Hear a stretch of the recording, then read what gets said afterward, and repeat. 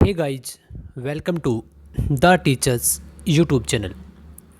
10 question आज इसमें हम करते हैं, लेकिन 10 क्वेश्चन के साथ साथ जो एडिशनल इन्फॉर्मेशन होती है वो आपके 20 से 30 क्वेश्चन हो जाते हैं।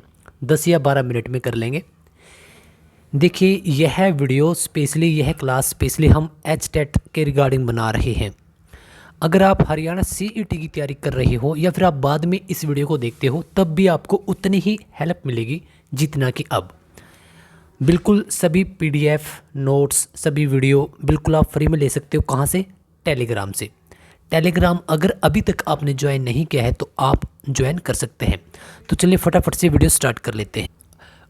आज का हमारा फर्स्ट क्वेश्चन है, लक्कड़हारा मंदिर कहाँ पर है? Very most important. देखिए, वीडियो को थोड़ा सा आगे बढ़ने से पहले मैं एक बात और क्लियर कर लेता हूँ कि बहुत सारे कैंडिडेट को लगता होगा कि आप सर काफ़ी सिंपल क्वेश्चन कराते हैं, और कुछ को लगता होगा कि सर आप काफ़ी डिफ़िकल्ट क्वेश्चन कराते हैं। तो एग्ज़ाम्स में कुछ क्वेश्चन बिल्कुल इजी आते हैं और कुछ क्वेश्चन बिल्कुल ही डिफ़िकल्ट, कुछ क्वेश्चन आपके मॉडरेट आते हैं। तो मिला जुला कर बात यही है कि कुछ क्वेश्चन हो सकता है कि डायरेक्ट आ जाएं, कुछ क्वेश्चन हो सकता है कि बिल्कुल भी ना आए, और कुछ क्वेश्चन हो सकता है कि इसके इर्द गिर्द यानी कि जो एडिशनल इन्फॉर्मेशन है। जो लोग पहली बार देख रहे हैं, फर्स्ट टाइम देख रहे हैं, उनके लिए यह लर्निंग हो जाएगी। जो लोग दूसरी तीसरी बार, या जिन लोगों को पहले पता है कुछ क्वेश्चन के आंसर का, तो उनके लिए यह एक रिवीजन हो जाएगा। तो चलिए फटाफट से स्टार्ट कर लेते हैं कि लक्कड़हारा मंदिर है कहाँ पर है? पेहवा में है, जगाधरी में है, पुंडरी में है, या फिर करनाल में है? साथ साथ में आप आपके आंसर भी दे सकते हैं। तो इस क्वेश्चन का राइट आंसर है ऑप्शन बी, जगाधरी। इसको आप किस प्रकार से रिलेट कर सकते हैं? जगाधरी कहाँ पर है? यमुनानगर के अंदर है। अब यमुनानगर को बोला जाता है पेपर सिटी, और आप सबको पता है ही है कि पेपर यानी कि कागज कैसे बनते हैं? लकड़ी से बनते हैं। तो लकड़ी यानी कि लक्कड़हारा, तो लकड़ी तो लक्कड़हारा ही लेके आएगा। तो आप इसको इस ट्रिक से याद रख सकते हैं कि लकड़ी यानी कि लक्कड़हारा। तो लक्कड़हारा मंदिर कहाँ पर हुआ? जगाधरी के अंदर। तिलियार झील सबको पता होगा कि कहाँ पर है, लेकिन क्वेश्चन में पूछा गया है कि तिलियार झील कितने एकड़ में फैली हुई है, और यह रही इसकी एक प्यारी सी तस्वीर। तो बताइए कि तिलियार झील कितने एकड़ में फैली हुई है? ऑप्शन ए 123 एकड़, ऑप्शन बी 47 एकड़, ऑप्शन सी 219 एकड़, या फिर ऑप्शन डी 1192 एकड़। तो फटाफट से बताइए। तो इसका राइट आंसर रहेगा ऑप्शन ए 123 एकड़।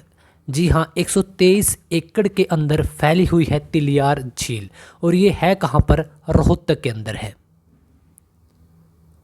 इतनी बातें आपको पता होनी चाहिए। अगला क्वेश्चन है हमारा कसौटी, या फिर आपको कसौती भी मिल सकता है। यहाँ पर कसौटी या कसौती नदी के नाम से कौन सी नदी है? वेरी इंपॉर्टेंट क्वेश्चन, क्योंकि बहुत सारे लोगों को नहीं पता होगा कि वह कौन सी नदी है। कसौटी या फिर कसौती नदी के नाम से कौन सी नदी है? तो बता दूं आपको, ऑप्शन बी कृष्णावती जो नदी है, या कृष्णा नदी भी आपको डायरेक्टली मिल सकता है। अगर हरियाणा की बात करें तो साउथ में है ये, तो कृष्णावती नदी को ही कसौटी नदी बोला जाता है। Very important question. तो आप मुझे कमेंट करके यह बताइएगा कि हरियाणा की सबसे लंबी नदी कौन सी है जो हरियाणा में बहती है? बताइएगा फटाफट से। हमारा नेक्स्ट क्वेश्चन, लगातार 2 बार माउंट एवरेस्ट, यहाँ पर माउंट है ये, माउंट एवरेस्ट फतेह करने वाले कौन है? ममता यादव जो कि कैथल से हैं, संतोष यादव, आशा सिंह, या सुनीता कुंडू? फटाफट से बताइएगा। तो आपको बता दूं, इस क्वेश्चन का राइट आंसर क्या रहेगा? संतोष यादव जो कि रेवाड़ी से हैं। इन्होंने लगातार 2 बार क्या किया था? माउंट एवरेस्ट को फतेह किया था। इतनी बातें आपको पता होनी चाहिए। हमारा अगला प्रश्न है, हरियाणा विधानसभा में कितने मंत्री बन सकते हैं? Very very very very most important. और इस टाइप के आपके क्वेश्चन देखे भी जा सकते हैं। क्यों? क्योंकि अभी 2024 के अंदर हमारे विधानसभा के क्या हुए हैं? चुनाव हुए हैं।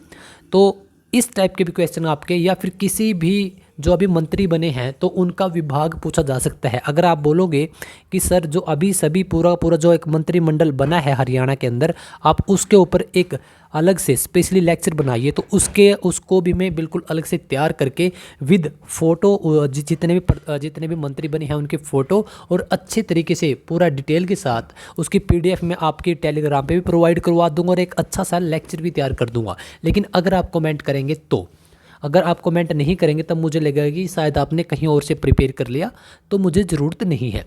तो बताइए हरियाणा विधानसभा में कितने मंत्री बन सकते हैं। अब यह है कौन से मंत्री की बात कर रहा है, क्या जितने MLA बनते हैं वह सभी मंत्री होते हैं? नहीं। पहली बात बता दूं मैं आपको, यहाँ पर हरियाणा की बात हो रही है, हरियाणा की बात हो या फिर कहीं की भी बात हो, मान के चलिए कि हमारे यहाँ पर 100 सीटें हैं, मान लीजिए, वैसे हैं कितनी 90, क्योंकि मैं आपको समझाने के लिए बोल रहा हूँ।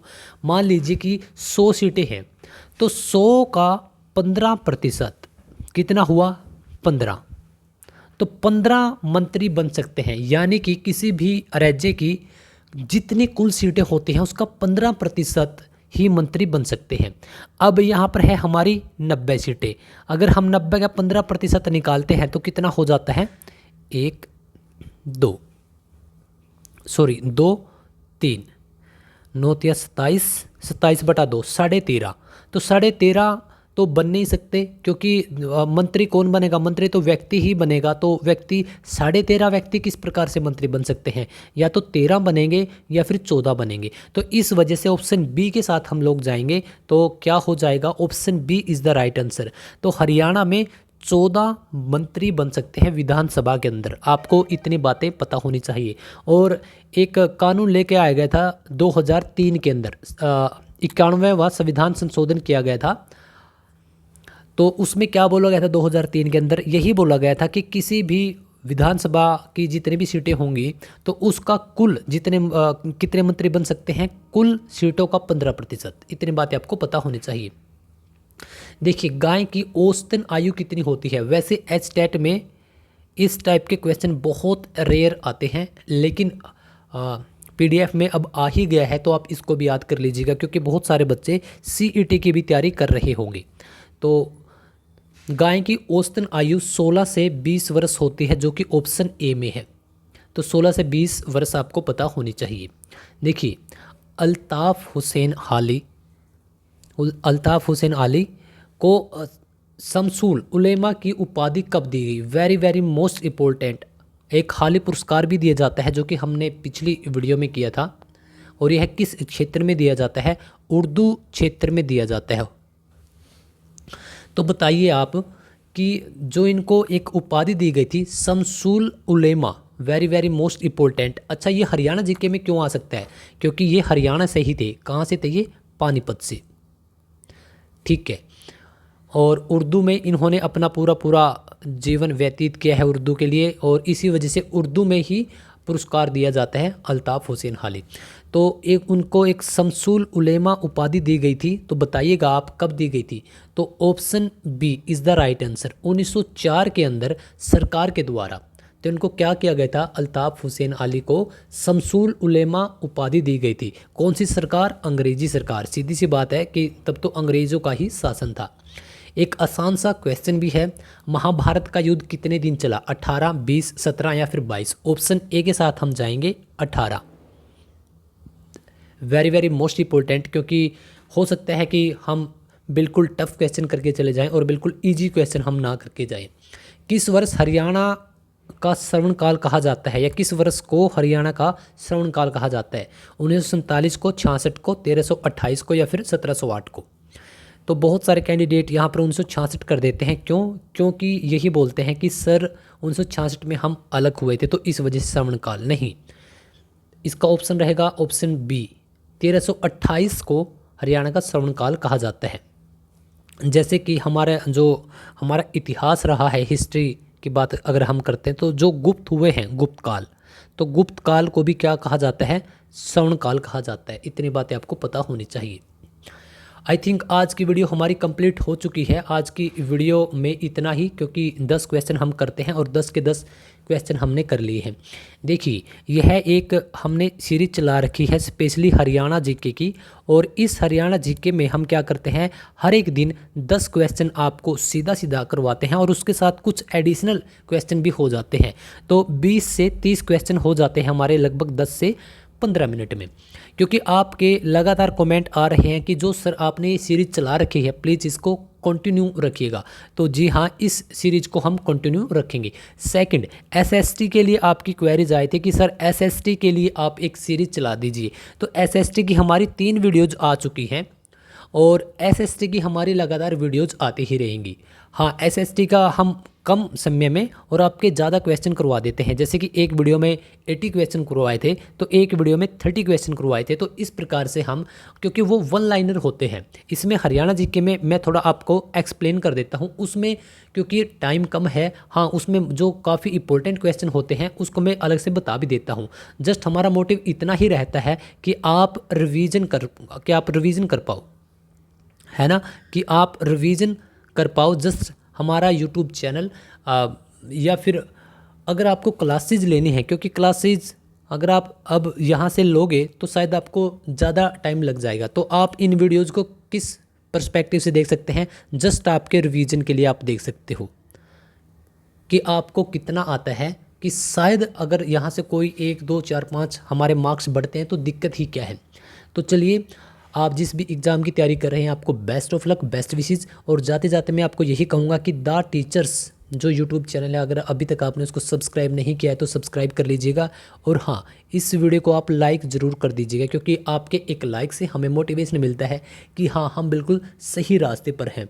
और हमारा जो टेलीग्राम है उसके साथ आप कनेक्ट हो जाइएगा, उसका आपको अब भी और इन फ्यूचर भी, क्योंकि यह तो है नहीं कि अगर अब 100 बच्चे एग्ज़ाम देंगे तो 100 के 100 लग जाएंगे, नहीं है, ऐसा तो होता नहीं, क्योंकि वैकेंसी भी तो काफ़ी कम आती है।